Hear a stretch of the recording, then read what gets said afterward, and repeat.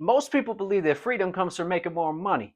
Work harder, earn more, climb higher, and eventually life should feel more open, more flexible, more under your control. But if you look around, you'll notice something interesting.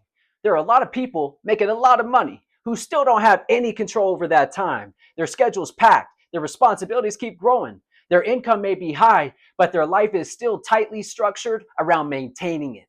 And which reveals something important, right? Freedom isn't just about income, it's about the relationship between income and control over your time.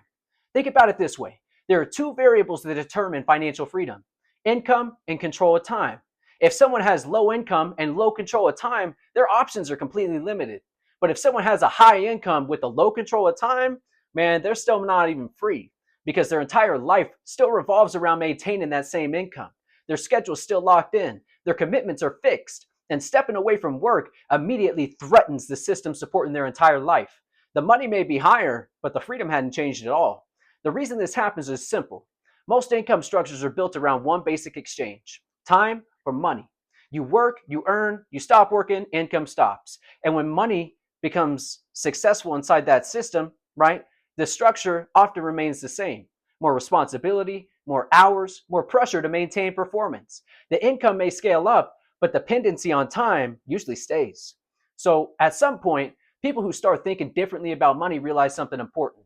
Freedom isn't about just earning more, it's about changing the structure beside how income works. Because when income is completely dependent on your time, your freedom is always going to have limits. There will always be a schedule. There will always be responsibilities directly tied to showing up every day, day in and day out.